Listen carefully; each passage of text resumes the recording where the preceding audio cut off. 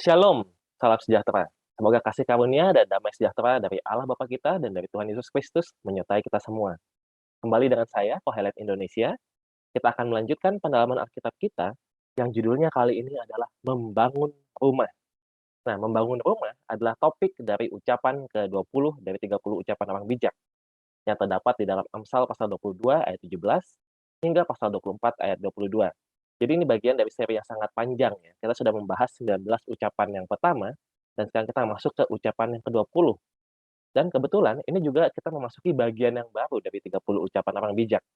Jadi mungkin sedikit ringkasan bagi yang mungkin tidak mengikuti dari awal. Dari ucapan pertama hingga ucapan 4 kita belajar tentang 4 nilai dasar yang diperlukan oleh seorang awam. Lalu ucapan kelima itu ucapan promosi, yaitu adalah bagaimana seorang itu masuk ke dalam lingkungan istana raja. Lalu diikuti dengan 6 godaan yang kita pelajari, 6 godaan yang terdapat di dalam istana raja dan bagaimana cara menghindarinya. Lalu bagian yang sebelumnya, bagian yang ketiga, yaitu adalah tentang 8 nilai yang perlu ditanamkan kepada anak muda atau kepada anak buah. Ya, jadi ketika kita udah di bagian yang ketiga, kita levelnya udah manajer ya. Jadi bagaimana mendidik anak buah atau anak muda. Nah, sekarang kita masuk ke bagian 4 atau tingkat 4, di mana sekarang sudah menjadi seorang pemimpin. Jadi seorang pemimpin, bagaimanakah ia itu dapat membangun basisnya, atau di sini kita katakan membangun rumahnya. Bagaimana ia merekrut anak buah yang pandai, seperti itu misalnya. Jadi di sini akan ada 6 ucapan dalam bagian yang keempat. Yang pertama adalah tentang membangun rumah atau membangun basis kekuatan, lalu merekrut penasehat, lalu merekrut orang bijak, merekrut orang benar, merekrut orang kuat, dan yang terakhir adalah bagaimana menjalankan misi untuk, menyelamatkan orang-orang yang tertindas. Nah, jadi kita ke yang pertama, yaitu udah ucapan 20 adalah bagaimana membangun rumah atau membangun basis kekuatan bagi seorang pemimpin, seperti itu ya. Jadi kita langsung mulai saja ke slide yang pertama, yaitu adalah kita langsung masuk ke contoh kasus.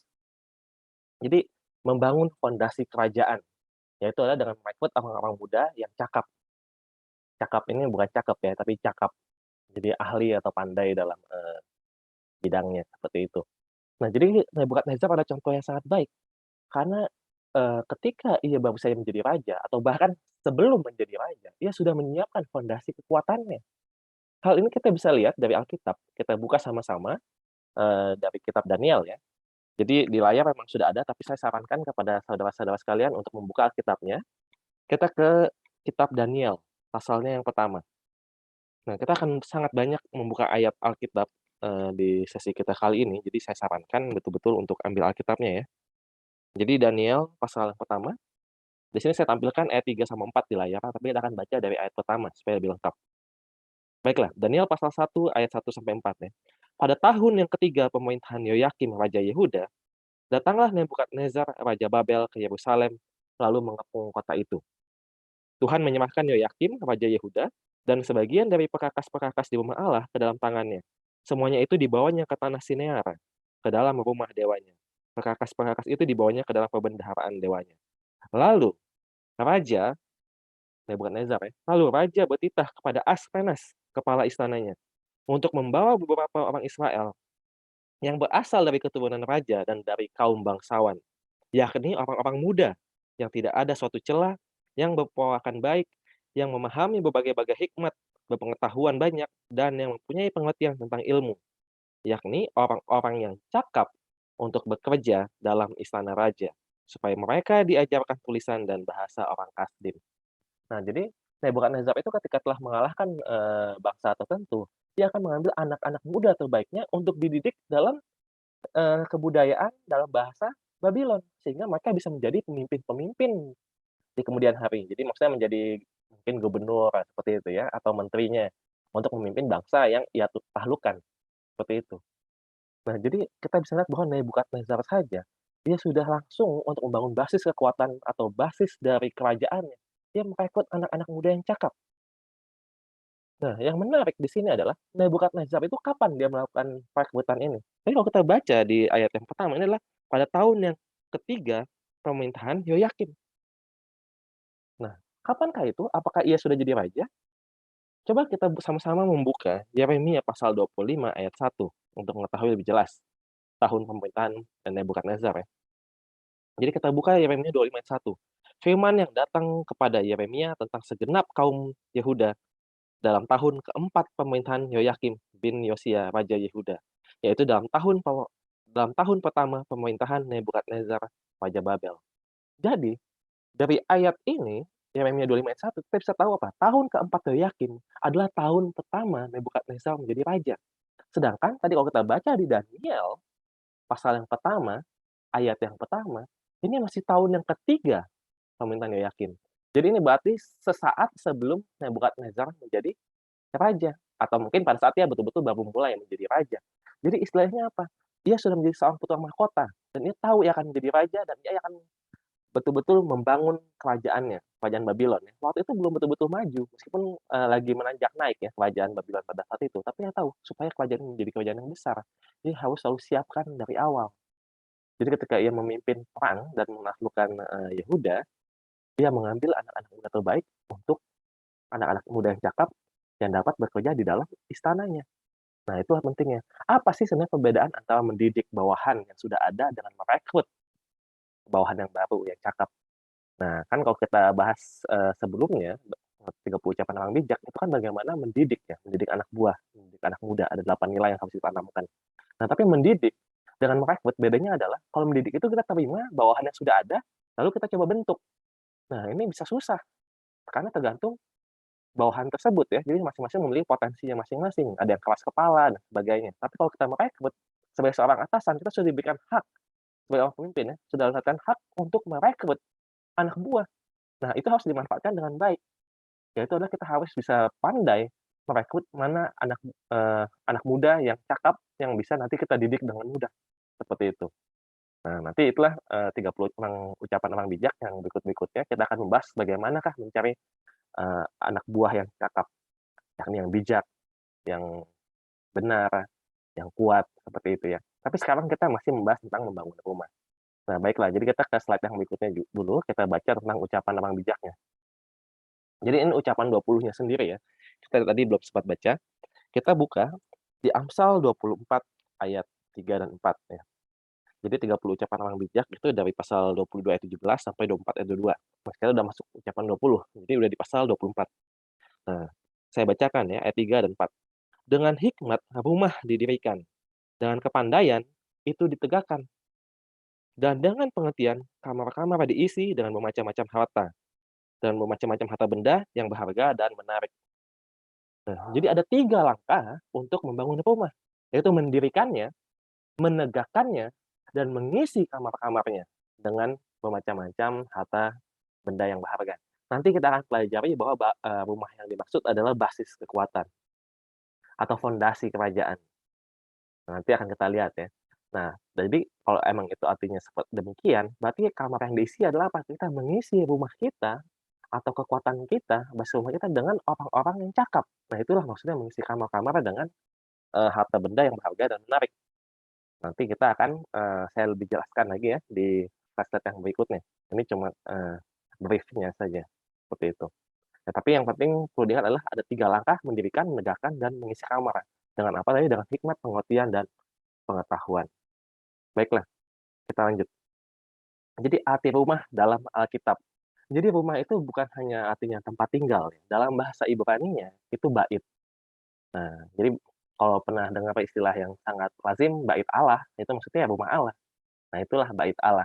Bahkan nama kota di Israel misalnya Betel, itu sebenarnya maksudnya bait El, atau rumah Allah juga, seperti itu. Nah, tapi kata rumah itu bisa memiliki beberapa arti, bukan hanya artinya rumah yang artinya tempat tinggal. Nah, ini kita bisa lihat dengan jelas contohnya dari 2 Samuel pasal 3 ayat 1. Kita sama-sama buka, 2 Samuel 3 ayat 1. Di sini saya bacakan dari Alkitab, ini terjemahan baru ya.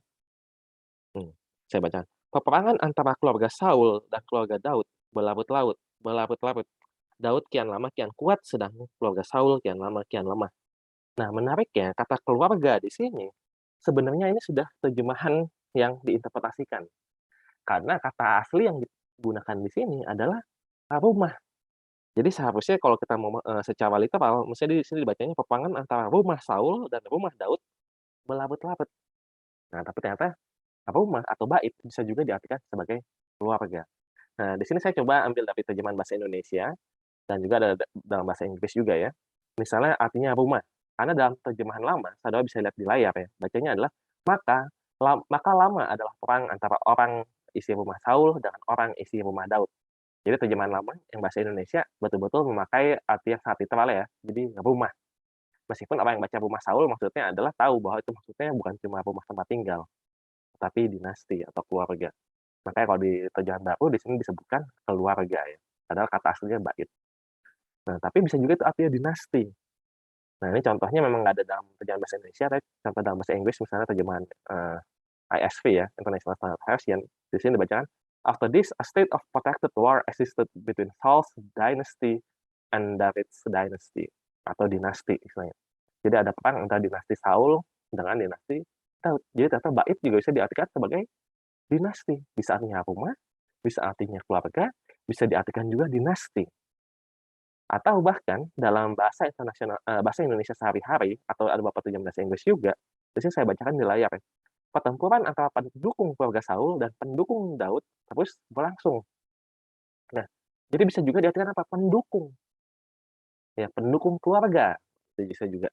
Jadi rumah itu bisa diartikan apa? Selain tempat tinggal. Bisa diartikan rumah, keluarga, dinasti, dan pendukung. Jadi ketika dikatakan bangunlah rumahmu, atau khususnya tadi di dalam ucapan ke-20 ya, mendirikan rumah, menegakkannya, dan mengisi kamar-kamarnya. Itu jadi bukan hanya berbicara secara literal tentang tempat tinggal, tetapi juga maksudnya adalah bangunlah keluargamu, bangunlah dinastimu, bangunlah pendukung-pendukungmu, basis kekuatanmu, seperti itu. Jadi itu kita bisa artikan figuratifnya seperti itu ya. Jadi rumah bukan hanya tempat tinggal. Jadi ketika dibilang membangun rumah sebagai seorang pemimpin, berarti kita membangun betul-betul bukan cuma rumah kita, tetapi basis kekuatan kita. Karena tadi kalau kita baca di 2 Samuel 3 ayat 1, dikatakan apa? Daud kian lama kian kuat, sedang keluarga Saul kian lama kian lemah. Kenapa? Karena Daud membangun rumahnya, atau membangun dinastinya, atau menyiapkan pendukungnya dengan sangat baik. Jadi dia yang membangun rumahnya dengan baik, dialah yang akan menang pada saat terjadi pertempuran. Seperti itu. Baiklah, kita lanjut lagi ke slide berikutnya ya. Kita sudah mengerti arti rumah. Nah, membangun rumah itu juga bisa diartikan mencipta dunia. Nah, ini menarik ya. Ini udah jadi lebih ke arti yang lebih figuratif lagi atau kiasan. Nah, jadi tadi kita sudah baca Amsal 24 ayat 3 sampai 4 ya, di mana dibilang dengan hikmat rumah didirikan dan kepandaian itu ditegakkan dan dengan potian kamar-kamar diisi dan macam-macam harta benda yang berharga dan menarik. Nah, kita bandingkan di Amsal 3 ayat 19 sampai 20. Jadi kita buka Amsal 3. Nah, ini menarik ya. Karena ternyata itu juga Eee, formatnya atau formula kata-katanya itu mirip dengan penciptaan dunia. Kita baca di Amsal 3 ayat 19 sampai 20. Di sini dikatakan apa? Dengan hikmat Tuhan telah meletakkan dasar bumi, dengan pengertian ditetapkannya langit, dengan pengetahuannya air samudera raya berpencaran dan awan menitikan embun.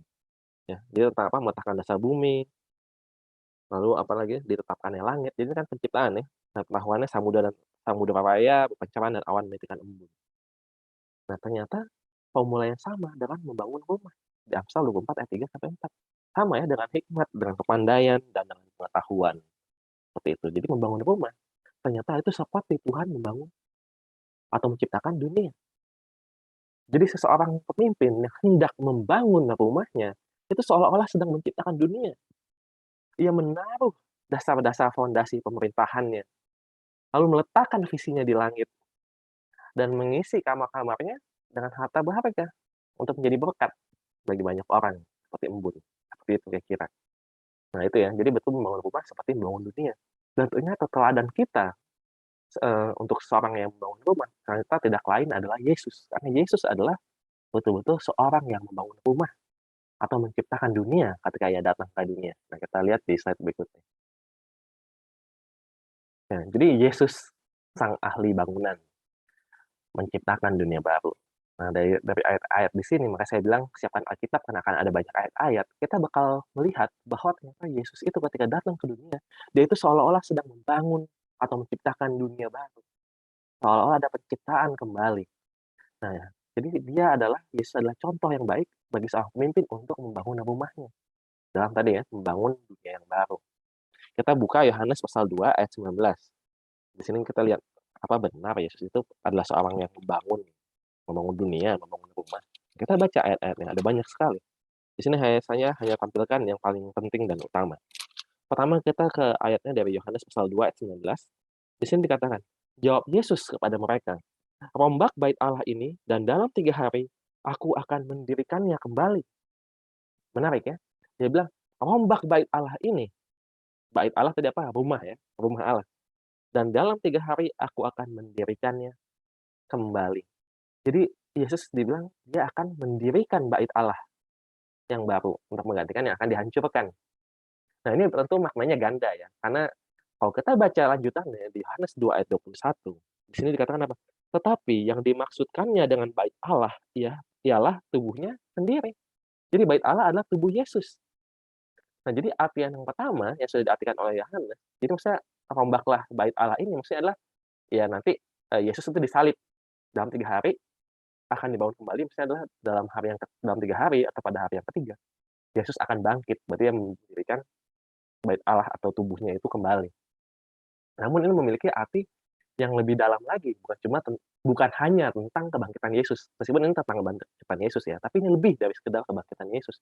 Karena bait Allah yang dimaksud sama Yesus ketika yang ngomong ke semua orang, tentu yang dimaknai adalah bait Allah yang ada di Yerusalem pada saat itu. Maksudnya adalah Yesus itu sedang betul-betul mau menghapuskan bait Allah yang ada di bumi, yang ada di Yerusalem maksudnya, dan Yesuslah yang akan menjadi bait Allah yang baru. Dan itulah Yesus, tubuhnya. Dan yang menarik ya ketika kita bilang tubuh Yesus tadi, memang itu tentang tubuh Yesus yang bangkit di hari yang ketiga setelah mati. Tapi ternyata tubuh Yesus memiliki makna yang lebih dari sekedar tubuh fisik Yesus. Kita bisa lihat di Kolose 1 ayat 18 dan 24 ya. Jadi kita ke Kolose ya. Kita buka Kolose 1 ayat 18. Saya bacakan lah. Saya akan bacakan. Ialah, itu Yesus ya maksudnya. Ialah kepala tubuh, yaitu jemaat. Ialah yang sulung yang pertama bangkit dari antara orang mati, sehingga ia yang lebih utama dalam segala sesuatu.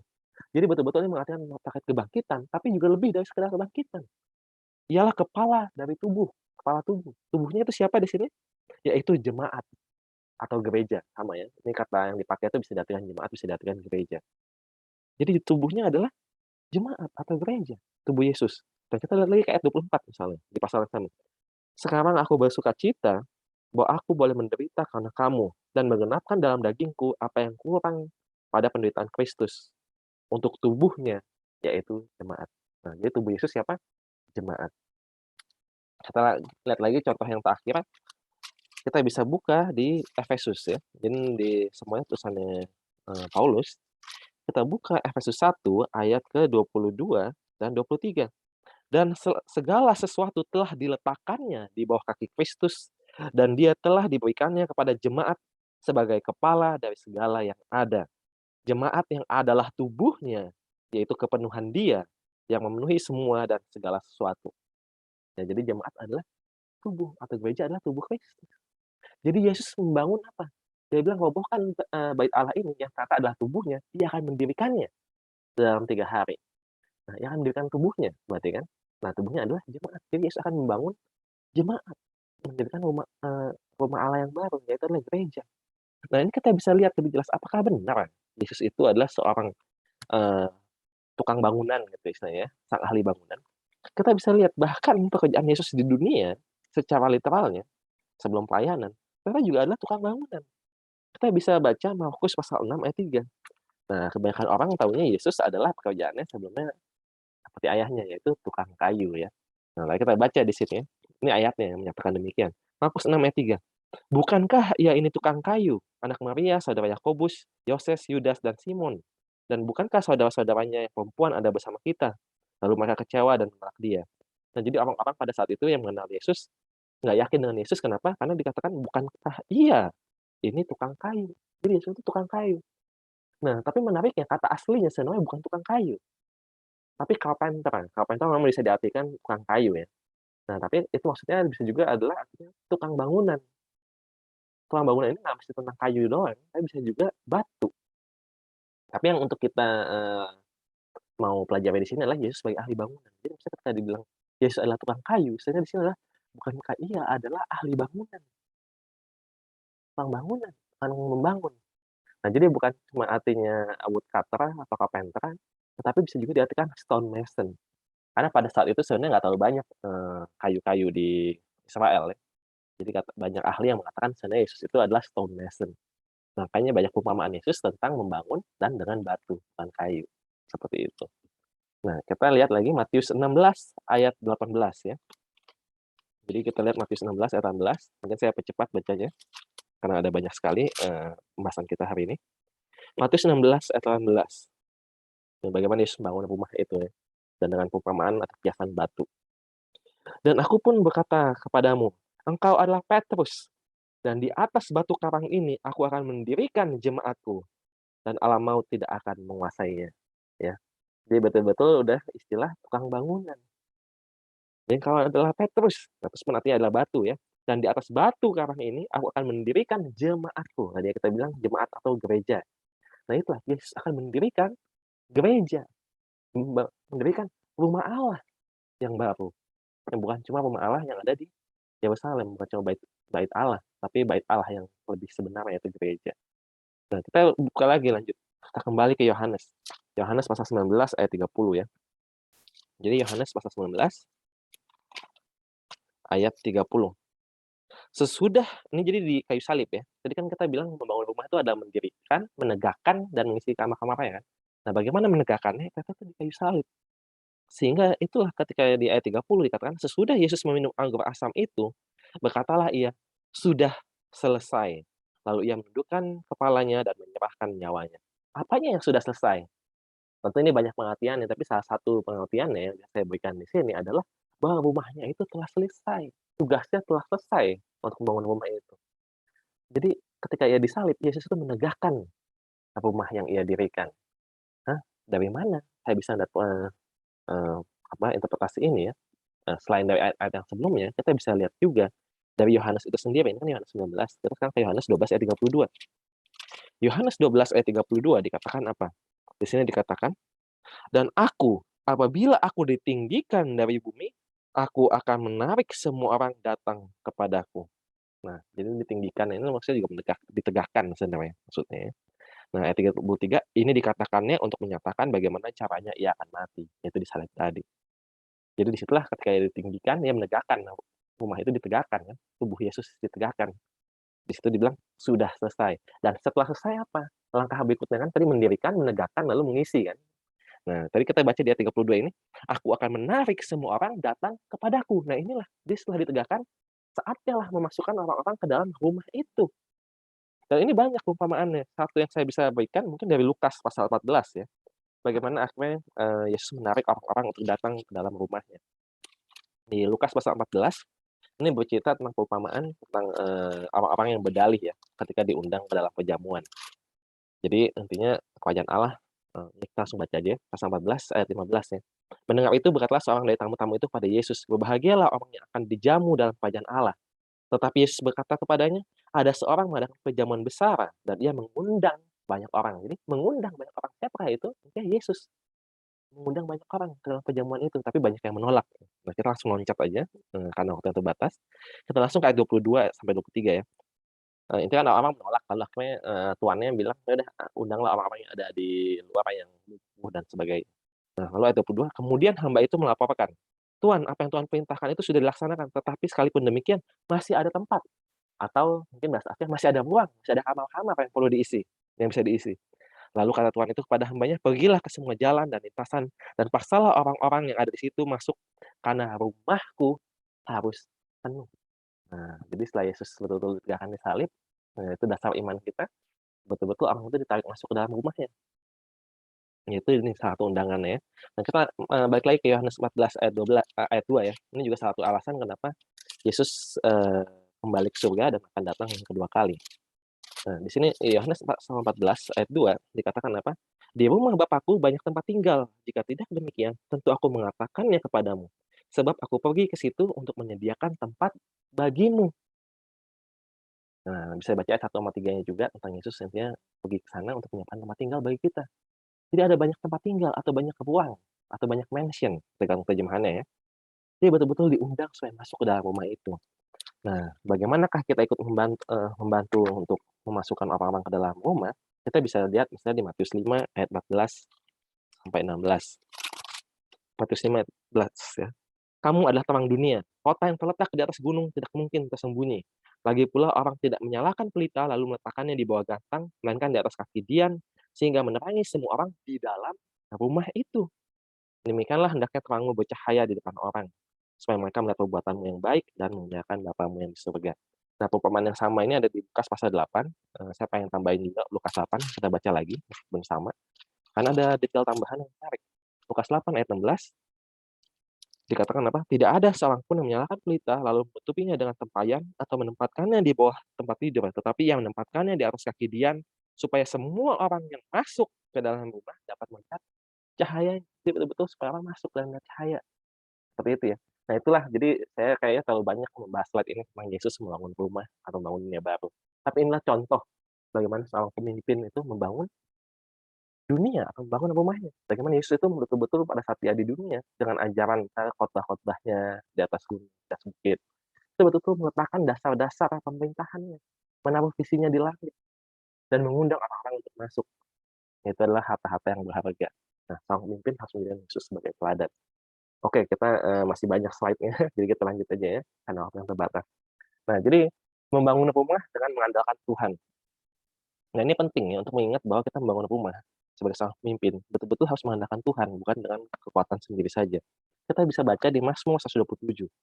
Banyak orang yang tahunya Mazmur itu ditulis oleh Daud, meskipun sebenarnya penulisnya bukan hanya Daud ya, bisa ada Asaf dan lain-lain. Tapi ternyata salah satu penulis Mazmur juga adalah Salomo. Nah, inilah Mazmur 127. Maka isinya juga ada tentang hikmat, hikmat membangun rumah. Jadi kita baca di Amsal. Baiklah, Mazmur 127, saya bacakan ya, semua ayat cuma 5. Nyanyian ziarah Salomo, ya, jadi Salomo ini yang tulis. Jikalau bukan Tuhan yang membangun rumah, sia-sialah usaha orang yang membangunnya. Jikalau bukan Tuhan yang mengawal kota, sia-sialah pengawal berjaga-jaga. Ya apa ini ayatnya? Jika bukan Tuhan yang membangun rumah, sia-sialah orang yang membangunnya. Nah, jadi andalkan Tuhan dalam membangun rumah. Kalau tidak nanti sia-sia. Nah, tapi kita baca sisanya ya supaya lengkap. Sia-sialah kamu bangun pagi-pagi dan duduk-duduk sampai jauh malam dan makan roti yang diperoleh dengan susah payah, sebab ia memberikan kepada yang dicintainya pada waktu tidur.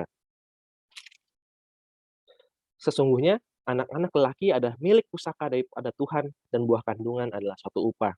Seperti anak-anak panah di tengah pahlawan, demikianlah anak-anak pada masa muda. Nah, jadi anak-anak kita, anak muda, dan juga anak buah kita, kita sudah sebagai pemimpin di perusahaan atau dimanapun, itu seperti anak panah di tangan pahlawan. Nah, jadi ayat 5, berbahagialah orang yang telah membuat penuh tabung panahnya dengan semuanya itu. Ia tidak akan mendapat malu apabila ia berbicara dengan musuh-musuh di pintu gerbang. Nah, itulah istilah tabung panah itu dengan anak-anak panah tadi, anak-anak buah. Apa maksud anak panah? Karena betul-betul bisa disasar, digunakan untuk menyasar pada target tertentu. Nah, itu ya, istilah dengan anak buah yang cakap, istilah tabung panah kita, seperti itu. Atau istilah kamar kita, kamar-kamar dalam rumah yang kita bangun. Oke, dan andalkan Tuhan, ya, itu yang paling penting. Lanjut lagi. Jadi Amsal-Amsal Salomo. Nah, Amsal Salomo ini juga penting ya, karena kita saya selalu mengingatkan Amsal 1 ayat 6 mengatakan Amsal-Amsal Salomo untuk mengerti ucapan orang bijak. Nah, jadi kita lagi membahas ucapan orang bijak. Nah, jadi Amsal Salomo yang kita gunakan di sini saya taruh 3 ayat yang dirangkaikan untuk menjelaskan. Masih banyak ayat lainnya, tapi ini yang sama mungkin. Di sini dikatakan, rumah dan harta adalah warisan nenek moyang, tetapi istri yang bakal budi adalah karunia Tuhan. Siapa mendapat istri, mendapat sesuatu yang baik dan ia dikenal Tuhan. Perempuan yang bijak mendirikan rumahnya, tetapi yang bodoh memuntahkannya dengan tangannya sendiri. Nah, ini menarik ya, kan di sini dikatakan rumah dan harta warisan nenek moyang, tapi istri yang bakal budi ialah dari Tuhan. Jadi sebenarnya yang penting itu bukan cuma rumah dalam arti bangunan fisiknya atau rangka rumah Anda, tapi juga siapa yang mengisi, siapa yang ikut membangun rumah tersebut. Di mana ternyata di sini adalah istri, istri yang bakal budi. Karena istri yang bakal budi itu adalah sesuatu yang baik ya, pemberian Tuhan, karunia Tuhan. Dan ia membantu dalam mendirikan rumah. Karena istrilah yang membangun rumah. Nah, tentu ini bukan cuma tentang istri, tapi kita sebenarnya lagi membicarakan juga tentang keluarga. Jadi ketika ingin membangun basis kekuatan, salah satu hal yang paling penting adalah kita mulai dulu dari keluarga kita. Itulah basis yang paling dasar dalam rumah kita. Bukan anak buah di luar sana, tapi anak kita sendiri. Nah, nanti kita akan lihat contoh-contoh kasusnya ya. Kita lanjut dulu. Oke, jadi membangun rumah tangga, tadi contoh istri ya. Ini saya secara cepat saja, karena saya rasa semua juga udah kurang lebih tahu ceritanya ya. Jadi contoh yang membangun rumah tangga itu kan ada istri yang bijak, ada yang enggak ya. Yang bijak itu membangun rumahnya, yang bal itu menghancurkan rumahnya. Nah, ini pembandingannya bisa kita lihat dari Ruth dan Isabel. Nah, Ruth bagi Boas adalah istri yang membangun rumahnya. Nah, intinya jadi akhirnya mereka punya anak kan, Obed, terus punya anak lagi, Jesse atau Isai, lalu punya anak lagi, dan itulah Daud. Betul-betul jadi istri yang membangun rumah tangga karena rajin bekerja. Sebaliknya, Isabel, istri Ahab, kita bisa lihat kisahnya di satu Raja-Raja, bagian akhir, itu bahwa menghancurkan rumah tangga Ahab, menghancurkan dinasti Ahab, itu yang di Alkitab tulis ya. Kan ia membawa apa? Penyembahan berhala, Baal khususnya, ke dalam Israel. Dan bahkan ia menghancurkan lebih bukan cuma dari penyembahan berhala ya, bahkan ia mencuri kebun Nabot, kalau tahu ceritanya ya. Jadi ia membunuh Nabot. Jadi difitnah lalu akhirnya Nabotnya mati supaya bisa dapat kebun anggurnya. Tapi di situ justru dikatakan karena itulah keluarga kamu ini semua akan mati. Jadi istri yang bebal itu justru malah meruntuhkan rumahnya. Makanya lebih kita harus pandai-pandai dalam memilih istri atau dalam membina keluarga. Dan inilah kriteria untuk seorang pemimpin, khususnya untuk menilik jemaat. Kita bisa lihat di 1 Timotius pasal 3 ayat 4 sampai 5. Kita buka ya. Ini kata-kata Paulus. 1 Timotius pasal 3 ayat 4 dan 5 ya. Tapi mungkin saya bacain juga dari ayat satunya supaya lebih jelas konteksnya. 1 Timotius pasal 3, benarlah perkataan ini, orang yang menghendaki jabatan penilik jemaat menginginkan pekerjaan yang indah. Karena itu penilik jemaat haruslah seorang yang bla bla bla bla bla, lalu ayat 4-nya, seorang kepala keluarga yang baik, disegani dan dihormati oleh anak-anaknya. Jikalau seorang tidak tahu mengepalai keluarganya sendiri, bagaimanakah ia dapat mengurus jemaat Allah? Nah, jadi untuk seorang pemimpin, sekali lagi di sini diingatkan, maksudnya di sini pemimpin gereja ya, tapi sebenarnya untuk segala hal, bukan cuma gereja doang, perusahaan dan sebagainya. Untuk seorang pemimpin, bagaimana ia bisa menjadi seorang pemimpin yang baik apabila ia tidak bisa membina rumah tangganya sendiri? Nah, jadi sekali lagi diingatkan untuk memulai dengan membina rumah tangga kita masing-masing terlebih dahulu, sebelum nanti yang merekrut anak buah yang lain-lain. Oke, ini slide yang terakhir. Jadi rumah tangga itu adalah modal utama dari membangun rumah untuk seorang pemimpin. Ya kita bisa lihat misalnya Yusuf. Tentu Yusuf itu adalah anak dari siapa? Dari Yakub. Dan dialah yang betul-betul membangun rumah tangga Yakub namanya. Yang menyiapkan rumah bagi mereka di Mesir, kalau tahu ceritanya. Kita pernah bahas di ucapan-ucapan sebelumnya. Jadi saya secara cepat saja. Lalu contoh yang lain apa? Abner misalnya. Jadi ketika Saul menjadi raja, banyak yang tidak ingin mengikutinya. Makanya dia hanya ada siapa, ya udah saya cari dari keluarga saya sendiri dulu. Ternyata Abner adalah sepupunya dari Saul dan dialah yang diangkat jadi panglima. Jadi banyak orang yang setia itu dimulai dari keluarga kita, keluarga dekat, keluarga jauh, klan kita, ada klannya juga. Nah, jadi itu dimulai dari keluarga dulu. Memang keluarga menempatkan keluarga di posisi-posisi tinggi dalam satu perusahaan atau organisasi itu betul-betul seperti ada nepotisme seperti itu ya, atau pilih kasih dan tidak baik. Tapi seringkali pada saat ketika seorang pemimpin baru mulai menjadi pemimpin, membangun perusahaan atau sebagainya, biasanya memang belum ada orang lain yang mau membantu. Jadi mau nggak mau keluarganya dulu. Nah, itulah pentingnya kenapa memulai dari keluarga dahulu. Dan ini bukan cuma Saul. Ternyata Daud juga demikian. Ketika ia menjadi pemimpin, ternyata keponakan-keponakannya lah yang betul-betul menjadi jenderal-jenderalnya yang paling pemberani. Nah, itu adalah anak-anak Zeruya. Zeruya ini saudara perempuan dari Daud ya. Anak-anaknya siapa yang terkenal? Ada 3 ya. Yoab, yaitu panglima perang, panglima utamanya, panglima besar. Lalu ada juga siapa? Ada Abisai dan juga ada Asael. Nah, seperti itu. Jadi ternyata memang semua itu dimulai dari keluarga dulu yang dekat. Mereka lah yang akan membantu kita dalam membangun rumah. Kalau keluarga kita saja tidak membantu kita, akan lebih sulit ketika nanti kita membangun rumah dan berharap dari luar. Seperti itu. Meskipun nanti dua-duanya emang harus direkrut juga ya. Nah, itulah yang nanti akan kita bahas berikutnya. Jadi itulah membangun rumah. Yang terakhir, maksudnya saya bilang slide akhir, tapi yang terakhir biasa adalah lampiran ya, lampiran Amsal-Amsal Salomo untuk yang ingin belajar lebih lanjut, AAS 20 atau Amsal-Amsal Salomo 20, yakni Amsal-Amsal Salomo yang telah dirangkaikan untuk menjelaskan ucapan 20. Di sini saya tidak baca lagi, nanti saudara bisa pause, bisa baca ayat-ayatnya di kolom sebelah kiri dan isinya di sebelah kanan. Nah, jadi inilah Amsal-Amsal Salomo yang menjelaskan tentang membangun rumah. Nah, di ucapan yang berikutnya kita akan belajar tentang bagaimana merekrut penasehat. Nah, itu sangat penting ya, untuk memimpin, pemimpin itu memerlukan penasehat. Bagaimana merekrut penasehat?